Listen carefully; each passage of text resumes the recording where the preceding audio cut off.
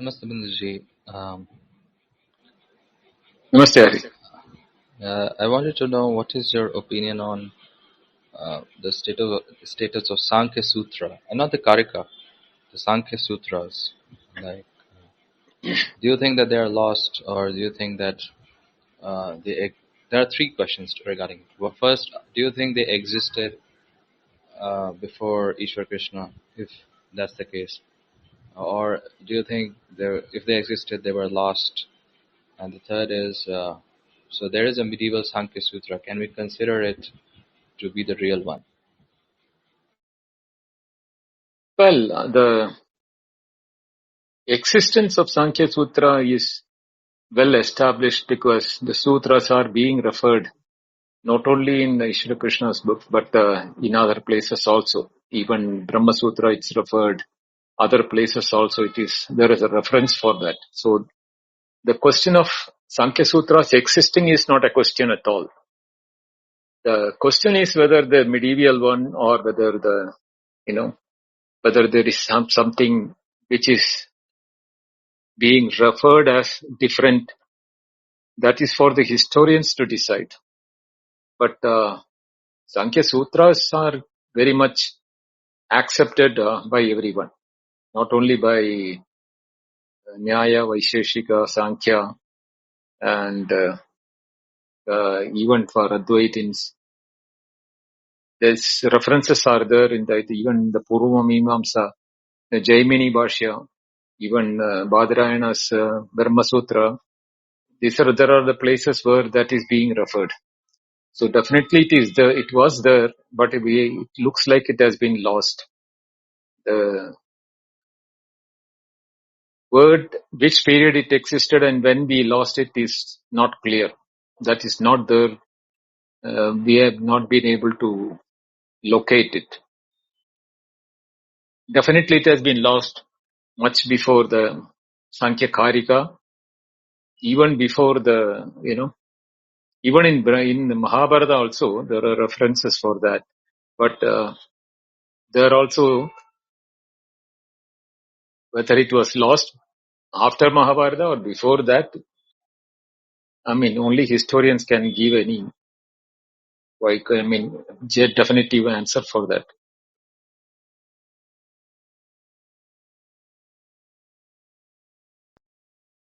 So that means Sankhya Karika of Ishwar Krishna is the closest thing that we have got to Yes, Kapila's model. Yeah. that's right.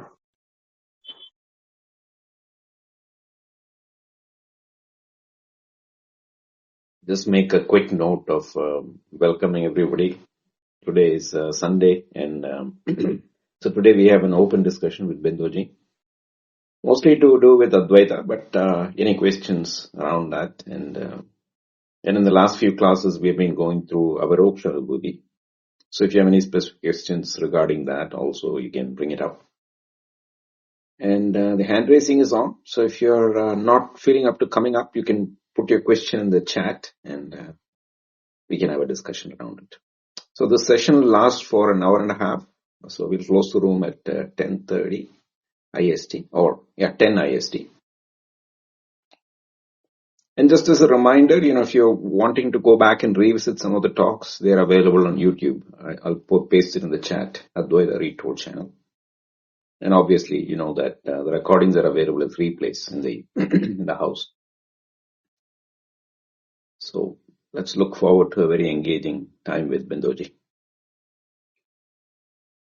Ari, if you have any follow-up questions, you can use the time. Thank you.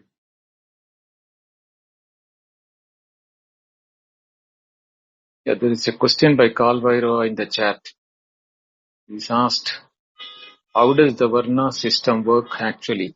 Is it according to karma or guna as per Bhagavad Gita, or by birth by Manuskriti? See,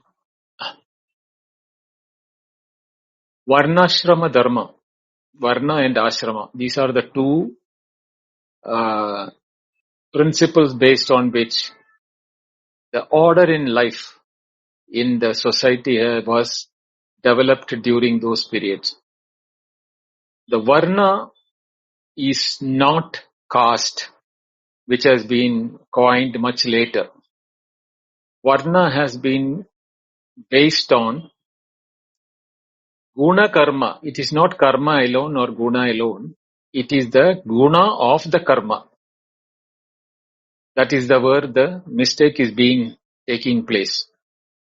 The quality of the actions. The actions means here it is our day-to-day activities. This is the reason, is the basis on which the varnas have been defined. Brahmatjnanedi brahmana, janmana jayade shudra, karmana dhijaha. Like that, it is said that by birth, everyone is shudra. Shudra means not downtrodden or lower of the rung. By birth, everyone has no karma affinity. Karmana dhijaha. When you take up karmas or your interest in different activity, then you are entering it the second phase of your life. The second phase is the place where the diversification takes place. The diversification in the sense that depending upon what is the interest of the individual, he picks up activity which he likes to do. It is not by birth.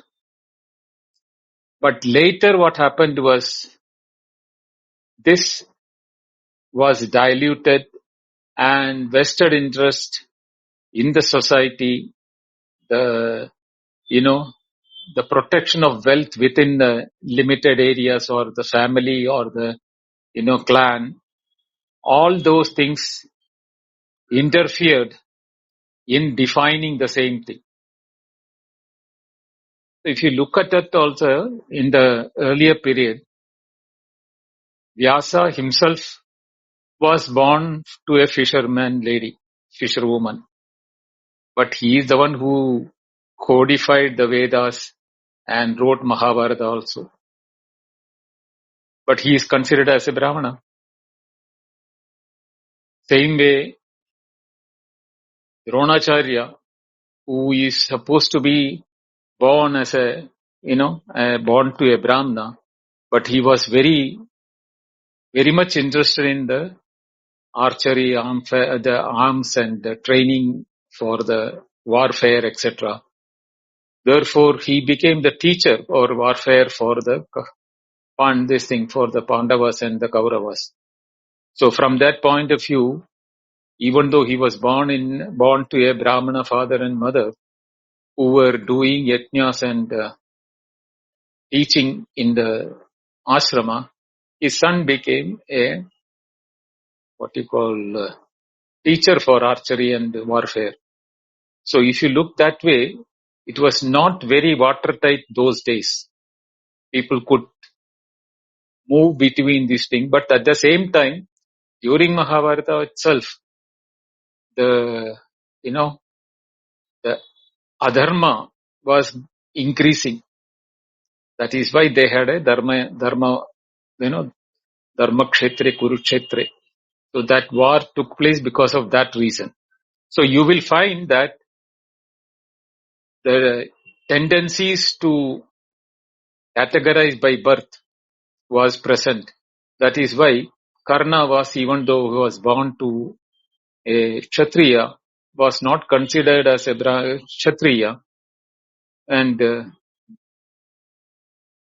Duryodhana had to establish him as a king to make him a Kshatriya, or to give him that status of a Kshatriya, because his foster parents were they were Sutas, means charioteers. They were charioteers. And like that we have stories which is mixed in this one. But if you go by the words of Krishna in the Bhagavad Gita, where he says that Chaturvarnyam Maya Srishta Guna Karma Vibhagashaha. Guna Karma, that you have to take the guna of karma. That is how he defines it. But subsequently, like in any other society, corruption deteriorates the values of the society, and that has happened even those days. So usually I usually don't go into these topics, but Binduji, if we read Adi Shankara's Gita Bhashya, right, especially chapter 18, like verses 40, 41, where the four varnas have been described. Adi Shankara, I think the Adi Shankara has described that Swabhava. He says that Tamsik, Rajasik, and Sattvic gunas are by Swabhava, and this Swabhava is determined by birth. And according to how one has these qualities, people do karma.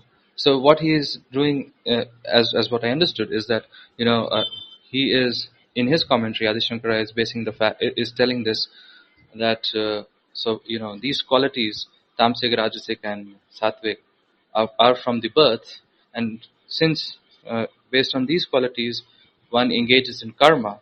So that's why karma and these gunas are there by the birth. So, like, what's your opinion on that? Like Adi Shankara's commentary of Gita, especially chapter 8. See, with all due respect to Adi Shankara for his knowledge and his steadfast belief in the Advaita and all his commentaries, there you will find that when it comes to anything derogatory or anything which is where the Brahmana is being pictured not at par or superior, not even at par, not even considered superior, he has twisted the stories or twisted the words to make the predominance for Brahmana in his Bhashyas. This you can see it happening in the what you call Brihadaranya Bhashya, where Sureshwaracharya himself corrects his master, saying that it is not like that. Because where he said, the Ajatashatru and Balaki, that third chapter where the dialogue is there, Balaki is a Brahmana who goes to the king, and there is a statement where that Balaki, when he was cornered without having the knowledge about Brahman, he tells Ajatashatru to teach him. There, even though it has to be made appearing that Balaki becomes the disciple and Ajatashatru should be the teacher, he depicted the whole thing as that the other way around. Balaki, even though born as a Brahmana, should have been is to be considered as a guru, and he was listening to the student from Ajatashatru like that. Some exact, I don't remember exact wordings there, but there it is very clear. That is the place where Sureshwaracharya corrected him also, saying that it is not like that, where Balaki is the student and Ajatashatru, who knew about Brahman, is the guru there. So such places are there. So you cannot take what he has mentioned in the 18th chapter, that verses, in the similar this thing, because even when it comes to Janakadeyaha, where the Janaka is being considered as a Brahmajnani in the Bhagavad Gita, Astida Janakadeyaha, there is a statement there. There also he asked, if at all Janaka is Brahmajnani, it is a jnana abhasa. He is saying that it is a, not a real jnana, but it appears to be jnana there. So that type of wordings are not actually talking the right spirit of the text, but there he wanted to protect that. And same way in the Brihadaranya, there are other places also where, the type of birth is being described by Yajnavalkya, where the, mix-up of caste or caste-based birth is taking place. And those names are being referred as who is a, Chandal and all of that. Yeah. Right. All of those things are coming. So there also he has twisted this thing, saying that, who gets a child out of a Brahmana lady to a Shudra father, how is it that then those are the times when he's twisting the whole story to make it as if such things do not happen. I mean, those are the places where he has shown that he's what you call Casteist? limited by casteist things were being shown up. So I mean, I consider him as Jagat Guru, but then where he has made errors, we cannot close our eyes and say that he is right there.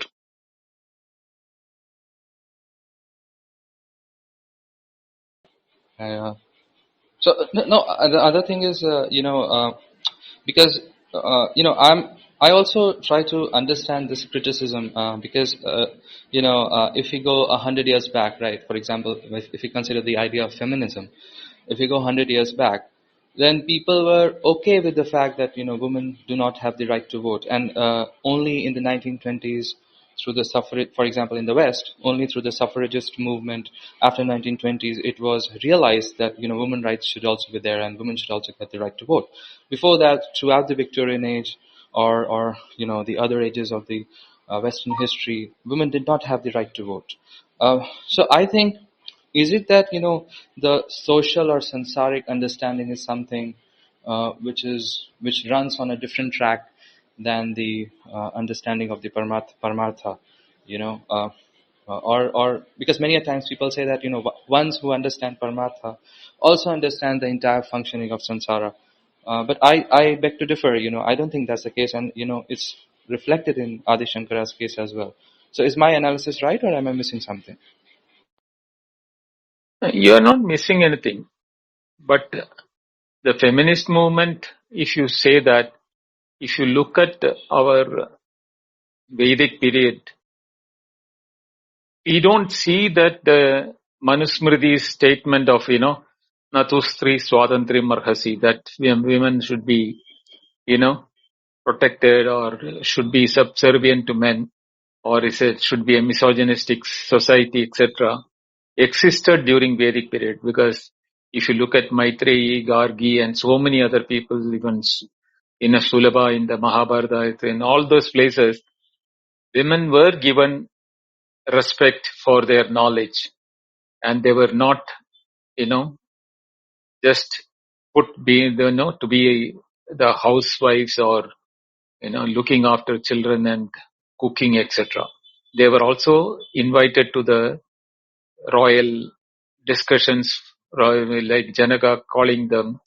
Lagargi was a Brahmatnyani there who was discussing with Yajnavalkya. So that showed that those in the Brihadaranya where the discussions are taking place, women were not given the due respect. But that such things had happened in the Vedic period.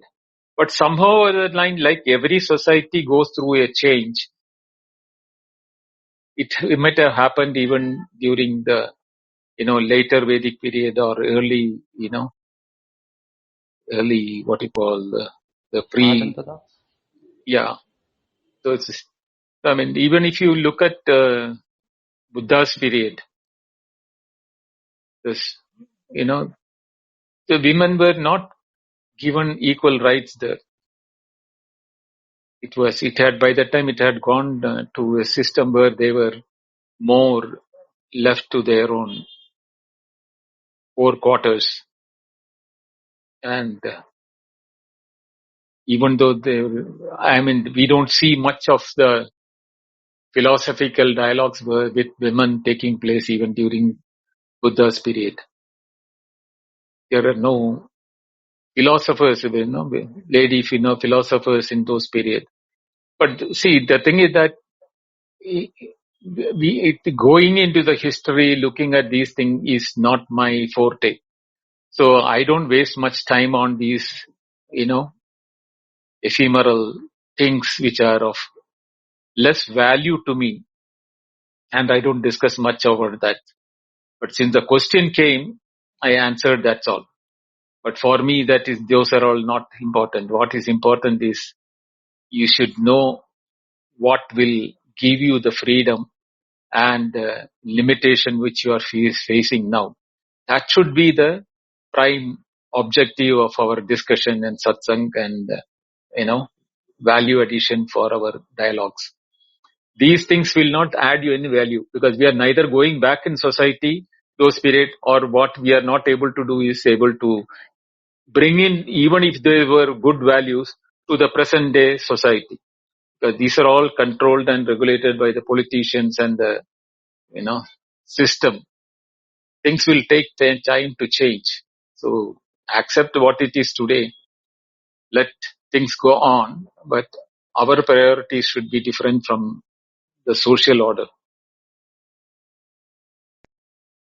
Yeah. Vindoji, this is where I do like Aurobindo's approach. That's all I'll say. Thank you. Thank you, Eric. Yes, Jay. Hello, Randu. Thank you. Randuji, I actually don't have any basic information about our prana.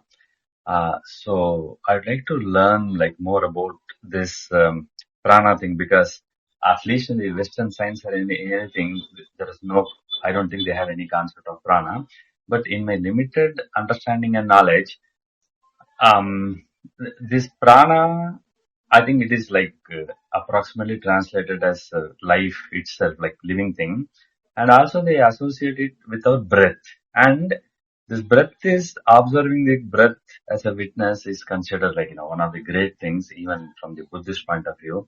So can you give me basic insights about what is prana and why is it great, and how can it lead us to help us to be the witness consciousness, and observing it is going to help us in knowing that we are the one. Jay, first you should tell which prana are you referring to. Because prana, at the word as it is used in different meanings in different contexts in the Upanishads. Prana is being referred as Virat, Hiranyagarbha. Prana is also been considered as mind some places. Prana is also considered as the creator from where, Atman itself, from where the mind is born. Then prana is also referred as the, vital layers, like prana, apana, samana, dhyana, udana, that is vital layers. Then prana is also considered as the life itself in the living beings. So which prana are you referring to? Okay, my interest is obviously to know that one reality, which is my real reality, not this transient, thought-made personality. So I need your help to point me at whatever this point of view or the meaning of this prana, which will help me to know that in reality only I exist or in multiple forms. So for that journey, for that search, whatever prana will help me, if you can speak to me on that area, that will help me. Okay. That obviously is the one which is referred in the Aitreya Upanishad as prana, as Atman itself, from where the mind is born. If your interest is in that, and that is referred as Prajnanam Brahma in the end of the Aitreya Upanishad. That Atma, that prana, is itself what is known as the consciousness or awareness in all of us. So if you listen to the Aitreya Upanishad lectures, especially toward the end, but the prana aspect comes in the beginning. So there it is more for upasana or, contemplation. But the actual narration about prana and how it is functioning in us is explained toward the end of the Aitreya Upanishad, where the definition also comes Prajnanam Brahma. So if you want to know that, prana should be not as the vital air, but as the very essence which is present in you and me as our innate nature. And then when we are looking into that, this prana, when it wants to experience multiplicity, it creates the mind from out of itself. This is exactly what happens to us from the deep sleep. The waker or the dreamer comes up. The first thing which comes up is the mind from Atma, that prana which is there in that. So when I use the word prana, don't mistake it is not the five layer, but I am talking about Atma. That is how it is being referred in the Aitreya Upanishad. So the mind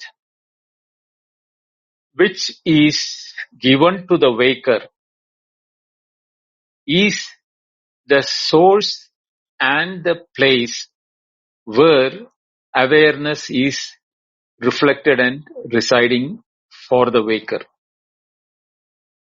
Due to the Ajnana Samshaya Viparya, which is present in the mind is not able to know its own nature. It associates itself with the ignorance, the doubts and the wrong notion about we are the body and the world is real, experiences are real, etc. When it happens, we are going through the experiences of knowing the world. But everything happens in our mind. Other instruments like the eyes, ears, etc., body, everything is only contact points for knowing. And everything is happening in the knowing. Here I am not using the word consciousness or awareness because the moment I use these words, our thought process will get a different angle. But I wanted to bring it to as layman possible as possible so that anybody who thinks in that direction will be able to identify to the process which I am talking about. So the whole experience of the waking or the dream, which is happening in the mind, is happening through process which is known as knowing. Here, when the process of knowing, we do the bifurcation because I am become the knower, everything else becomes the known. But that bifurcation which we do, that I am the knower and the world is everything else is the knowing for unknown for me or the object for me, is due to the wrong knowledge the mind is holding to it. Why is the wrong knowledge in the mind? Because the way in which we gather information through the sense organs, we place the objects external to us. Now, think very clearly. When the object is placed outside to me, what I am knowing is aspects of the object. It can be only the five. Eyes, ears, nose, smell, touch, etc. The five sense organs will present to me due to their capacity the specifics of the object. And now the knowledge of the object which is happening is in the mind. So mind doesn't have the full knowledge of the object because it is cutting down all other information about the object other than what is being presented through the sense organs. For example, if I am seeing a mobile or I am seeing a flower, my experience of the mobile or the flower will be limited to the shape and the color. But the knowledge is not exclusively limited to the color and the shape. There is a knowing principle present in the object also, which is to be understood as its own existence. The flower exists, the mobile exists. There is a aspect of awareness or knowing principle in the flower or in the mobile. That is only known to the flower. Let us take the flower as the example. The flower is external to me. The flower has an existence and its own awareness that it is existing. That is there in the flower. But that aspect of the flower cannot be measured by the eyes. The eyes can measure only the color and the shape. Therefore, the mind accepts only this aspect. When we are told that, now, for example, let us take Jay and myself. When I am looking at your photo in the DP and assuming that you are separate from me, I am looking at you by my visual limitation. But Jay also is a human being like me who has the knowledge of his own awareness, his own existence, his own likes, dislikes. Everything is there in him also as good as in me. But those aspects I can never know. But Jay knows his, Jay cannot know mine. This differentiation is due to the way in which we measure our information from each other. If I want to know fully, I have to transpose myself into Jay and Jay has to transpose himself into me. Then Jay will know me and I will know Jay as what to be Jay and Jay will know what is to be Bindu. But that doesn't happen. This is because the mind is there in between both of us. Your mind restricts mine, my mind restricts yours. That is why when the mind is in between, it is percolating or limiting only certain information due to the limitation of our sense organs. So here, Atma or Prana, I know it is there in me as much as in Jai. That Atma of mine and the Atma of Jai cannot be different, because there is only one Atma. My mind can be different, your mind can be different.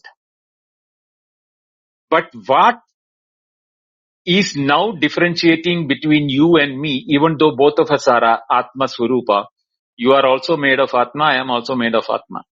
But we are not able to know each other. And we will never know each other because we have to use our mind to know it. But there is a place where your mind, my mind, and the mind of each and every one of us, without any specifics and conditioning, is present. That state is what is called the Jnanam, Satya Jnanam Anandam Brahma or Satchidanandam Brahma. That Chit aspect is the place where individualist mind do not function. But the awareness in itself or the knowing in itself is full and complete, Purnam. But that cannot be known as long as we are using our mind. So what is the use if we cannot know it? But Upanishad says no. You are limiting yourself because you are holding on to your mind. The Upanishad tells you and me and everyone who is listening, why do you want to limit yourself with holding on to your mind? Look and try to find out what is the reason your mind is so bent upon twisting the reality for itself. The mind is twisting it because of our past accumulation of knowledge. We are never able to come out of that. We can come out, but we don't try to come out. Anything and everything which is being told to us instantaneously, even without any effort, the mind will refer back to its data bank, where it can find a connection to the past information. And that information is the one which is now coming back to the mind to evaluate the situation, not the new knowledge which is the Upanishad is giving to us to look into it. Because the mind is trained like that by the habits of the mind. This is what is called vasana in our language. The tendencies of the mind to refer to that. So any word which we hear or anything new which we hear, we do not understand. But the same word, when it is being referred with past information from our mind, then we relate that word to our past experiences and we accept the word as something now understandable to us. If it is a language which is unknown to us, it is mere sound. Even if it is words with full meaning and full of expression, it is mere sound to us. Why? Because this neuro-linguistic problem we have, where we are not able to pigeonhole it and refer to it.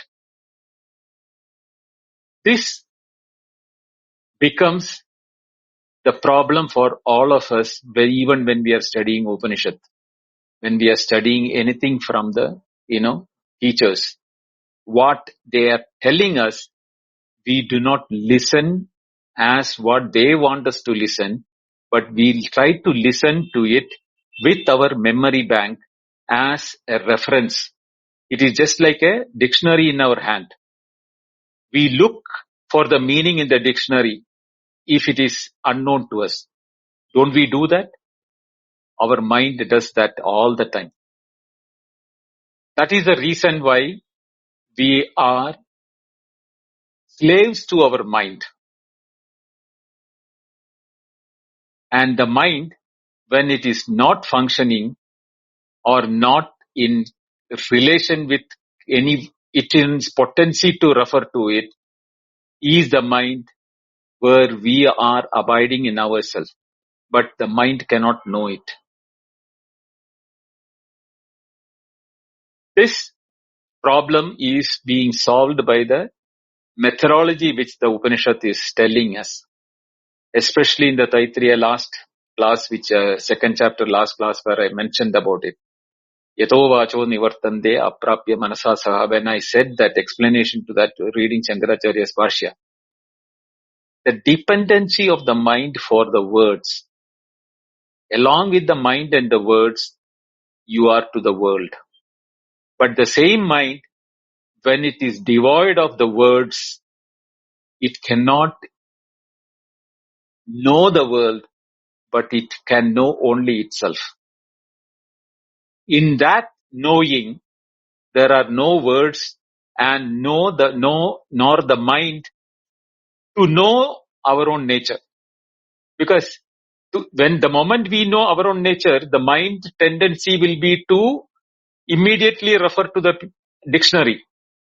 But in that dictionary, there is nothing in the dictionary of the mind about ourselves.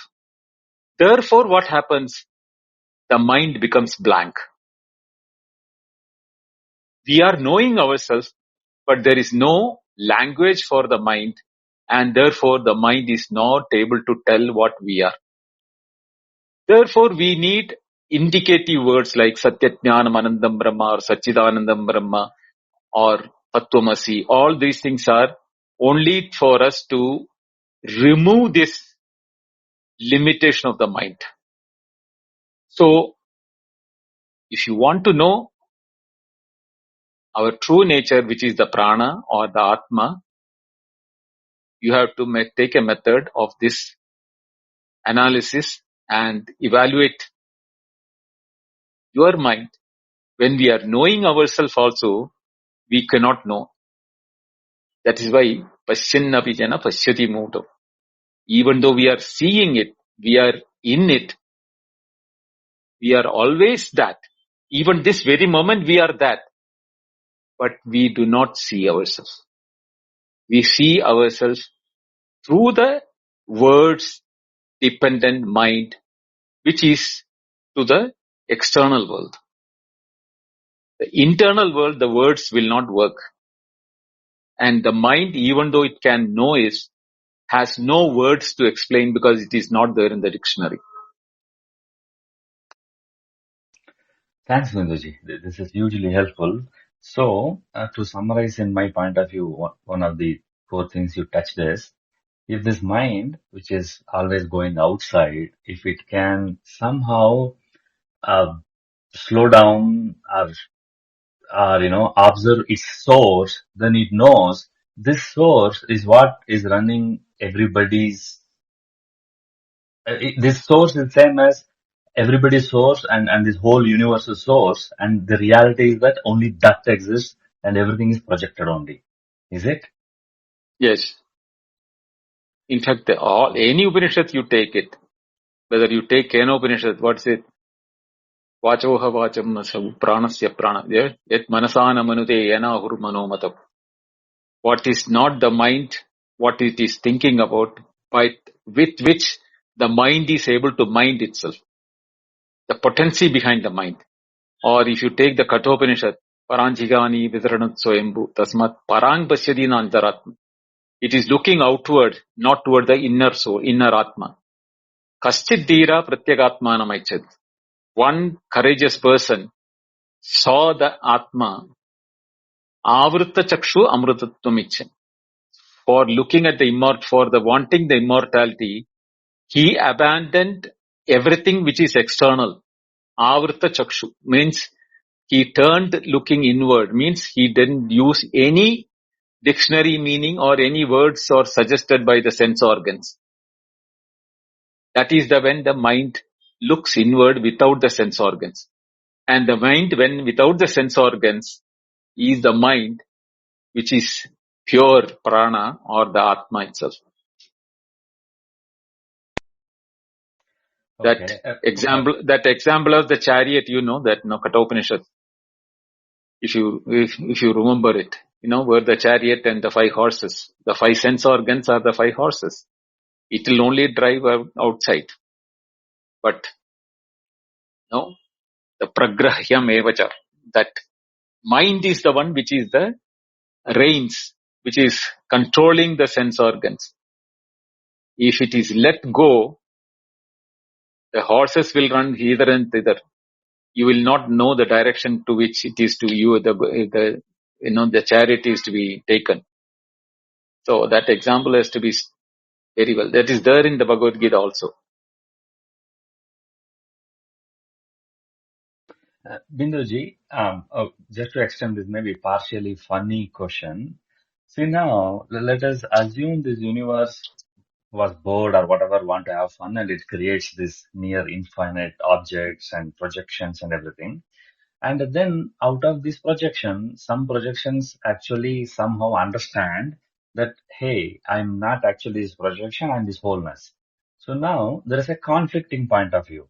This one projects many, and out of this many projection, one projection somehow knows that it is the reality, but then it goes and tells the other projection, hey, your reality is not this projection, but your reality is that one underlying thing. So now my question is, there's a conflict here. That one thing want to project and have fun and have Maya and Leela with many, many, many things. And inside that, one master fortunately somehow realizes is or her reality and comes and tells the other illusions and Maya that, hey, look, you are Maya. So now there's a conflict, right? These masters come and give us the secret key and telling that, hey, this is just a game, don't worry about it. But then the universe wants to play this game. So there's a conflict, right? Like, why is this? It is like the cheat code. These masters can come and give the cheat code to other people, hey, don't be cheated. Your reality is that one reality only. So you see there's a conflict between these 2 points of view? No, absolutely not. Because the master, the student, the Atma, Brahma, everything is the story of the waker.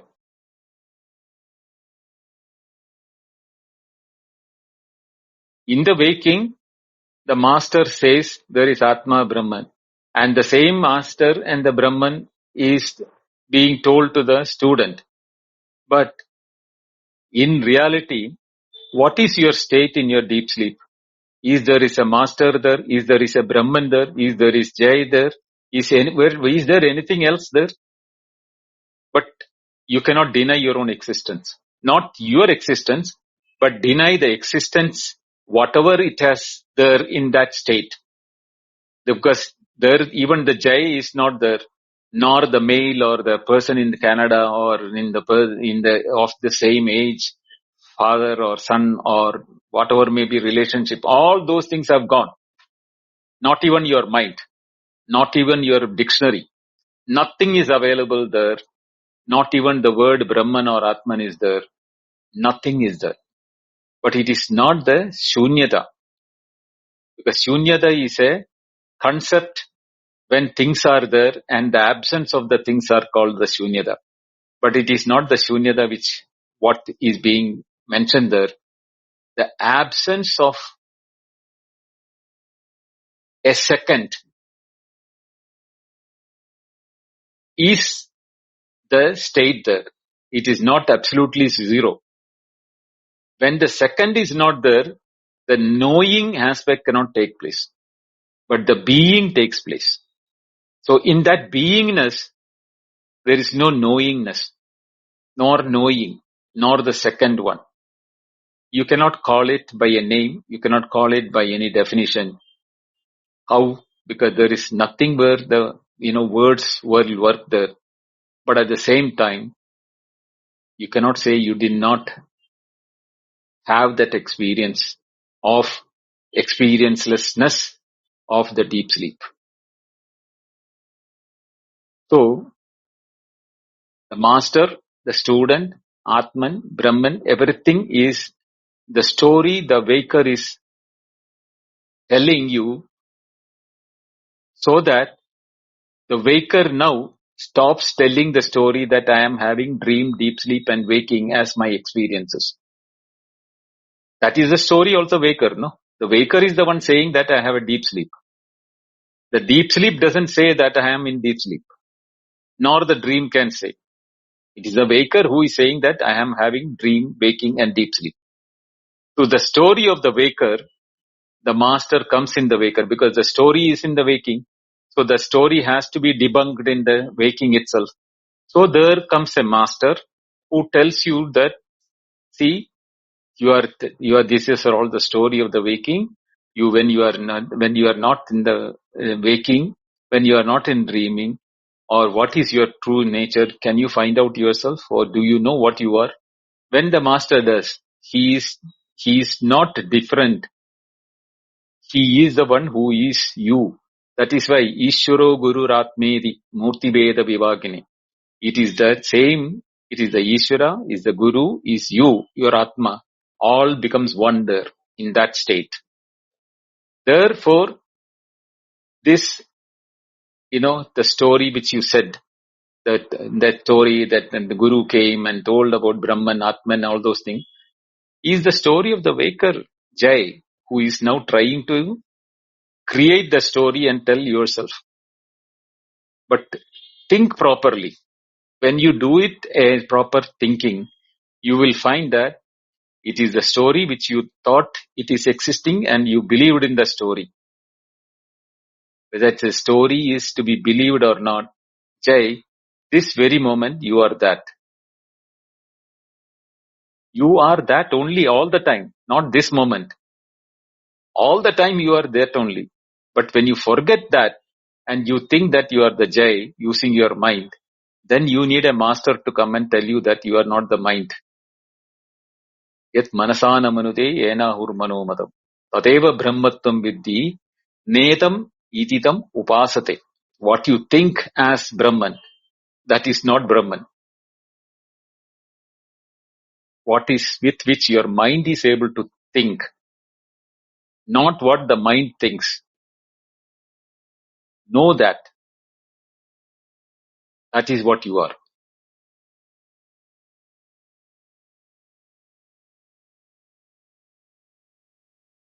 Ultimate Binduji. Thank you very much. This is hugely helpful. Kumar, you can go on. Thank you, Jay. Namaste, Kumar. Namaste.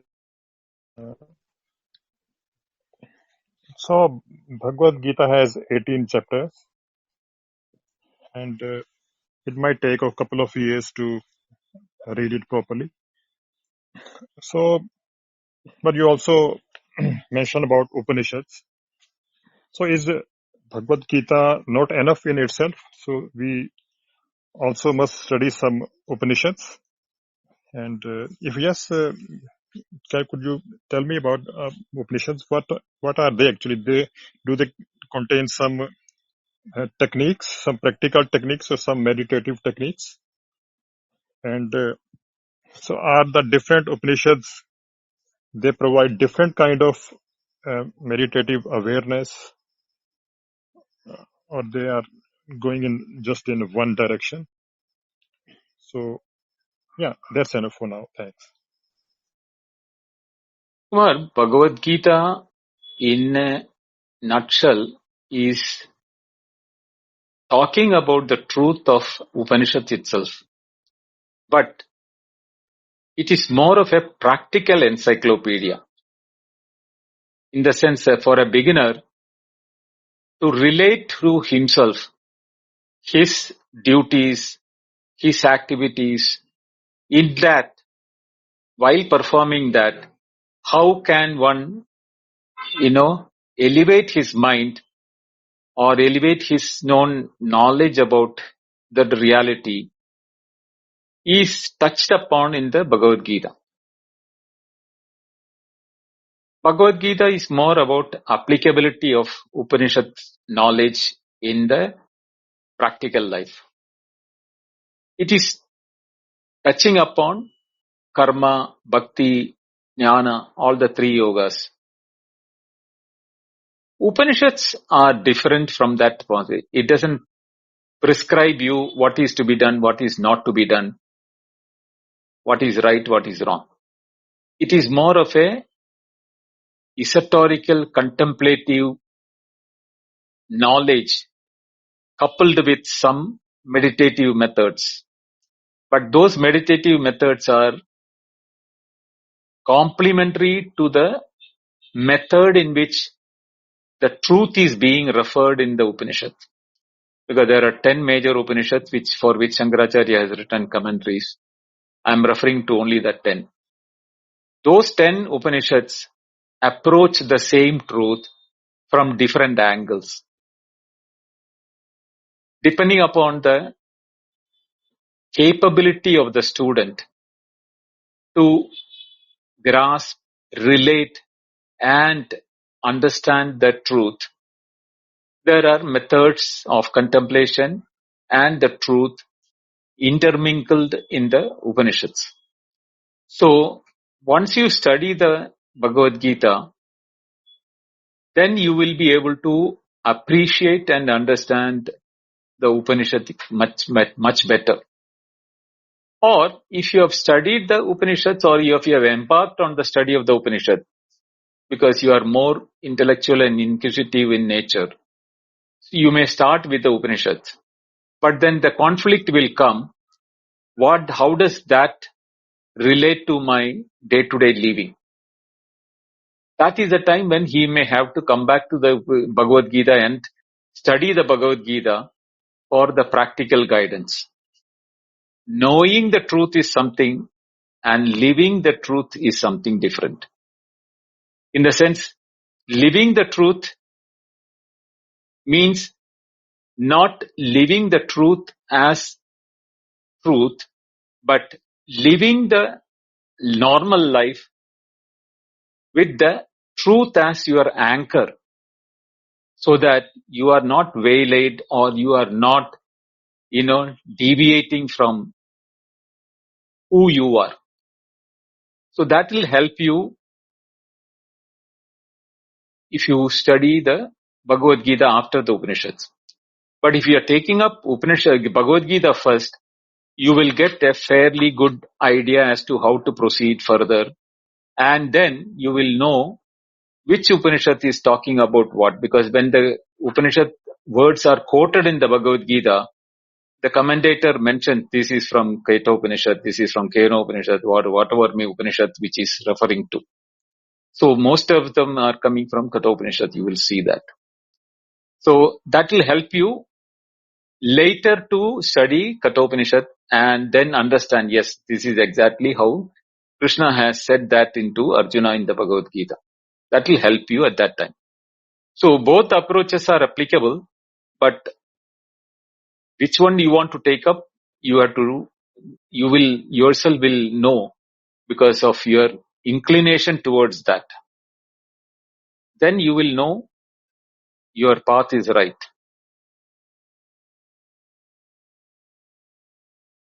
Thank you, Binduji, for that great explanation.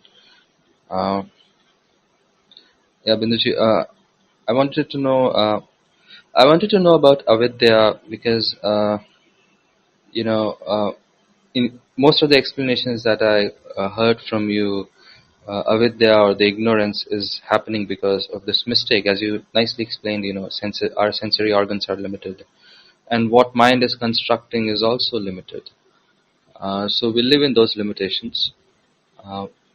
So basically, the truth or paramartha is not, is not realized because of these limitations of mind or understanding or realization, however you frame it. But then I also find something like cosmic ignorance, Mula Vidya, which is kind of a little different concept. So can you elaborate on this? See, the term avidya is explained to those who are not able to understand the reality. Suppose somebody asks, after listening to the explanation of the reality, I'm not able to understand. You have told me logically I understand what you're saying is right. But how is that I'm not able to know myself as that? This question, when it comes, the answer given is that it is due to the ignorance or avidya. Now, avidya, the technical term in Sanskrit is absence of knowledge or absence of knowing the reality. Now, the absence is not a positive thing. It is the negative thing of a positive. The positive thing is the knowledge. The absence of knowledge is what is avidya. So avidya can never be known because it is a non-positive entity. But the absence of knowledge, like how we say that I do not know Cantonese or Mandarin, if I say that, what I'm saying is that I have absence of knowledge of Mandarin. It's not what I'm saying. The moment I heard the word Mandarin, the knowledge of Mandarin is a language is already there in me. But what I am refuting is that I do not know the existence of Mandarin is not what I'm saying. I am saying that I do not know that language as how to use it, the description and the details of the language, how to use it is not known to me is what I'm saying. Same way when I say that I have avidya of Atman or Brahman. The word Atman or Brahman, the moment you have the word, you have a generic knowledge that there is something which is a truth which is called Atman or Brahman or Ishvara for that matter, whatever it is. But when I'm saying that I do not know, I'm expecting to know that Atman or Brahman like I know a flower or a horse or a cow as an objectifiable item. But that is not possible in the case of Atman or Brahman because you are that. How can the knower become the known to the knower itself? It is not possible. That is the reason why it is difficult to understand, but it is not unknown to you. See, avidya means unknown, but it is not unknown. That means it is not avidya. So where is the avidya? Avidya was never there. What your expectation to know it as a flower or a horse is not possible, but you are that, your very existence, you know you exist. That itself is the knowledge. But our way to know it is what is now called the avidya. I want to know Atman or Brahman as an object, like I know a flower or a horse. That expectation is called the avidya, because it is called the wrong knowledge. To expect to know myself as an object is never possible. But if my definition is that I want to know it, that is the time when it is called avidya. I hope I have been able to convey that. But your words are the Mula Vidya, Stula Vidya, these are all technical terms brought in by later people to Shankaracharya, and it has confused to such an extent that people have lost the main purpose for which they are studying the Upanishad or Brahma Sutra or anything like that. Now they are interested to define the avidya of a non-existent knowledge, is taking their time all the time by defining the Stula Vidya, Mula Vidya and all those things.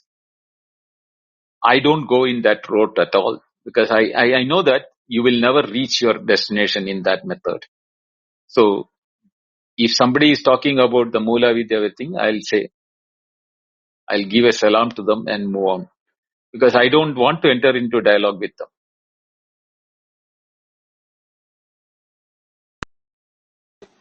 Thank you, Vinderji. Nice explanation. Thank you very much. Now,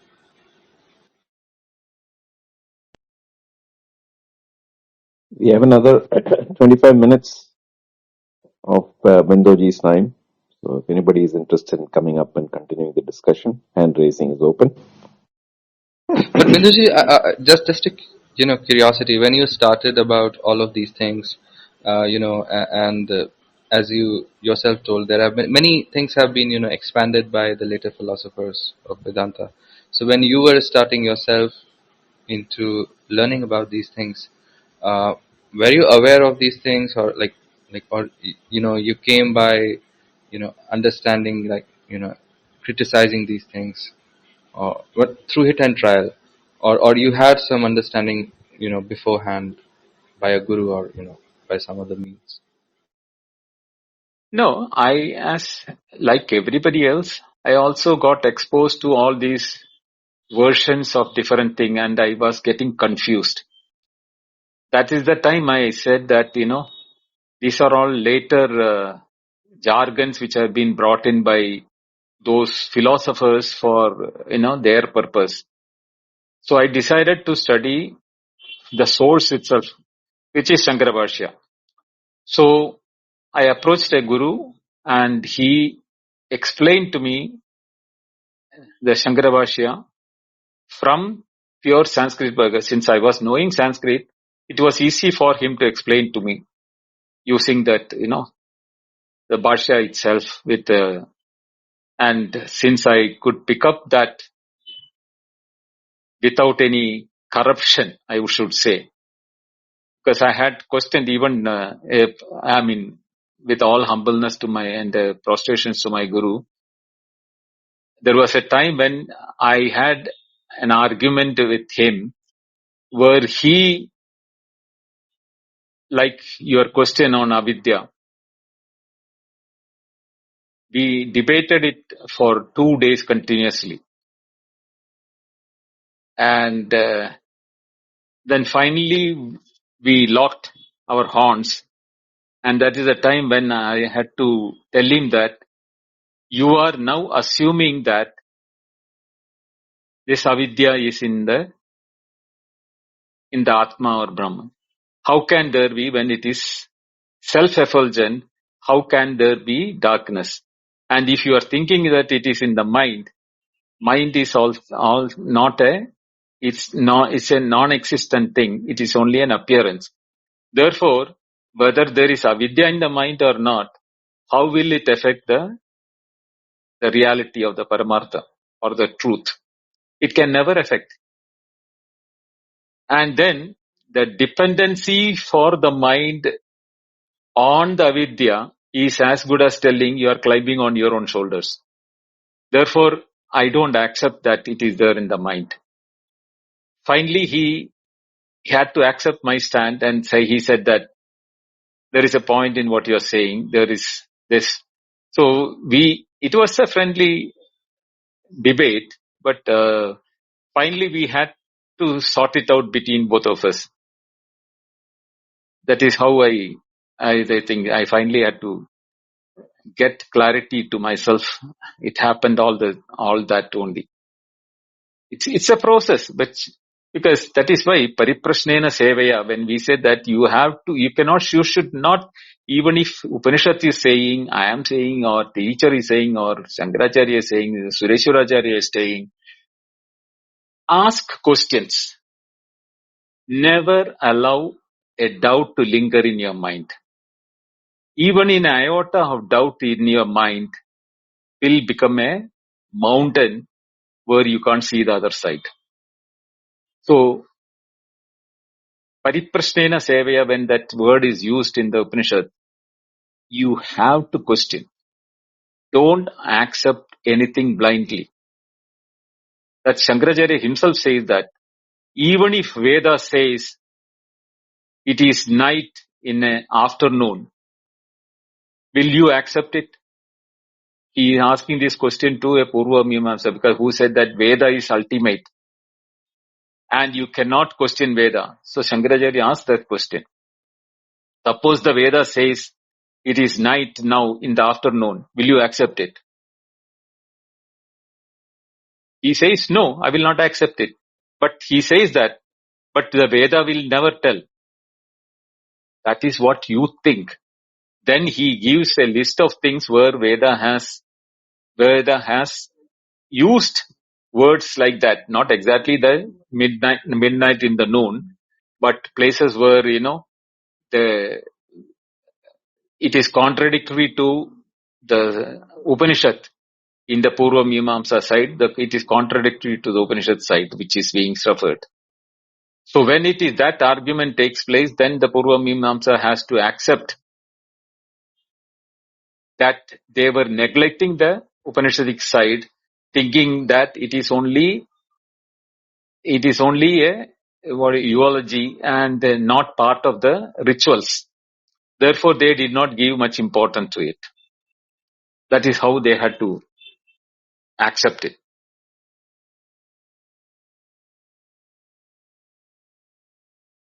Joseph? Yeah, namaste, Vinodji. Namaste, Joseph. So I think last time I was just processing that talk about Vairagya you're talking about. And I was just reflecting my path as well. So Vairagya is one of the signs that you're ready, or you have enlightenment. Also one of the things they say, that they lose interest in normal activities of life. They get bored and it's not as interesting as earlier. But there are some errors in this passion also, I felt. That is, escapism is one. People repressing it and saying that I have this passion, but it's just repressing it. Personally, I think I had also gone to that state. I think it was during my vitamin D deficiency phase, which was a long phase, and also when your protein insufficiency or whatever it is, your body would not have energy to feed interest in certain things. So do you have any data on that part where people are misunderstood that they've reached this Vairagya state, but actually it might be repression, or it's like escapism, or lack of energy, or... So I was just pondering over that, just having a clarity of how to ask you the question. But do you have any data over that? And also there is one more, I think style of people, one is just understanding, and you immediately understand it, the fault in it, or or the different other ways that when people don't understand. I've seen this Buddhist monks doing it to monks who are like till 21, 22 years old, and still they say, no, we just want to go out and we are not satisfied with the theory. Then they say, okay, you go and experience samsara, and then when you're ready, come back. I think same thing with Osho. If you go to his ashram, it is not an ashram, it is more like a resort. And he would want to get people bored as soon as possible. You do dancing, you do partying, and as fast as possible, find that all those things meaningless, and that's one other way. So I'm asking you, what are the errors in Vairagya, and what are the different ways that people reach in that state of Vairagya? Yeah. Very well questioned, Joseph. You are absolutely right. Physical conditions, health conditions, or circumstantial conditions under which one is going through, all those things can give a false feeling that you have Vairagya, or you have achieved your dispassion to the things. But as I told in the class, the test of the Vairagya will be when you are faced with the temptation or attraction from the nature itself. What is the attitude with which you are dealing with the temptation? You will be successful only if it is a sublimation of the attraction by the right knowledge. The right knowledge is the heat which will sublimate the attraction, and you will not be attracted by the temptations outside the world. Otherwise, it is a suppression. Knowing yourself that you are forcefully keeping it away, or you are running away from that, or you are, putting a fence around you so that you are not getting tempted by that. Those things will not last. Only if you are intellectually convinced about the efficacy and the ephemerality of the things which attract you, even in the proximity of that, you can stay aloof, instead of getting attracted to it. That only will be successful because there you are intellectually convinced about the unnecessary situation of the attraction. It is no more necessary to be attracted, will be your knowledge, and that will be the one which will be guiding you. But as you said that physical conditions or your, or your proxy, your fencing yourself, these things will not give you the dispassion which is being spoken in the class. That is why where you need to be very, very, clear about what is the dispassion which we are talking about. Even the example which is referred is the crow dropping or the crow shit. Nobody ever will desire for it. Even if it falls on your head or dress or anything, you want to wash it away. That is the attitude which is being referred to. Because you know that it has no utility for you, and it is even, making you dirty physically. That is a physical approach towards the crow shit. But everything in life should be seen as it is dirtying you from your path and taking you away from your goal. At that feeling and that knowledge, when ripened, the dispassion will be maturing. Otherwise, it is temporary. Thank you. Thank you. Thank you, Joseph. Ellen? Hi, yes, I appreciate your clarity. It's just wonderful. And I had a comment, and I would love to hear your comment on it. It was not that long ago that I realized, after all these decades, that all my relationships with my son, my marriage from years ago, and just all of it, I had an image of people, and they probably had an image of me. So it's two images relating to each other, or mental constructs. And so I kind of let it all go. I realized it's so false. And so, being on the spiritual path for the last 10 years and feeling so much liberation, I just feel oneness with everything, but I'm not interested in, I guess, friendship, just all the traditional relationships, because it does feel like, I might think someone's funny, they're nice, they're this, and so I spend time with them, or they're artistic, they play music like I do. It's all an image, and none of it feels true anymore. So I just wanted your commentary. If you have any comments, and thank you. You're so clear. I hear it. I understand it all. So thank you. You're absolutely right, Helen. I have no comments on that. You have put it in the right spirit, and you are right.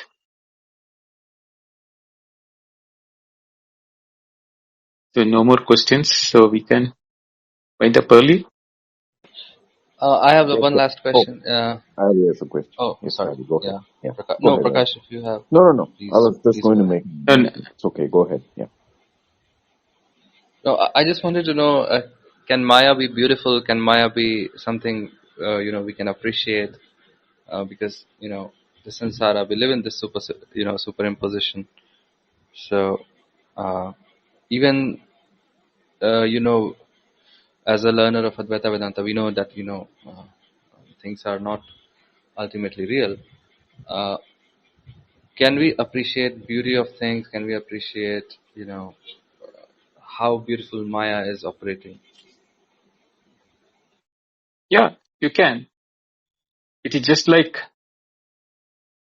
you are going for a magic show, but you yourself is a magician. Then, sitting in the audience, when the magic show is going on, you can still enjoy it and you know how it is happening. But the rest of the crowd will be getting, enamored by the magic itself. But you, who knows the magic, how it is being done, you will enjoy it much better than those who are getting enamored by it. Because for them, it's a wonder. For you, it is a play which you enjoy it. So that is why once you know what is Maya and how you are getting, fooled by the Maya in your mind, Maya is something which you can enjoy. But you will not be under the clutches of Maya, but you will be enjoying Maya's play like how you are enjoying the magic show.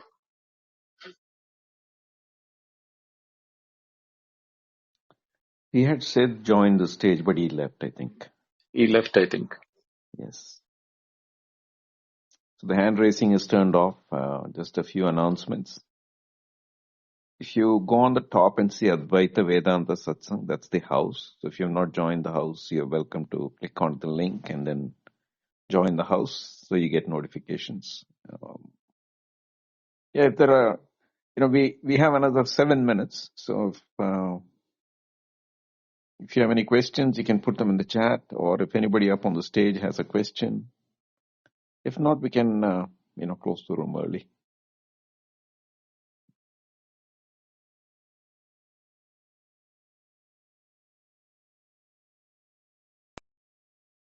I think we can close. I don't see Sid coming back. It's only just another 6 minutes, 5 minutes, 6 minutes left. Yes. So, yes. If nobody has any further questions, we can close. We'll meet on Wednesday for the Aparokshanubhuti. Thank you all for coming. We'll meet you on Wednesday. Thank you, Bindu. Hari Om. Thank you.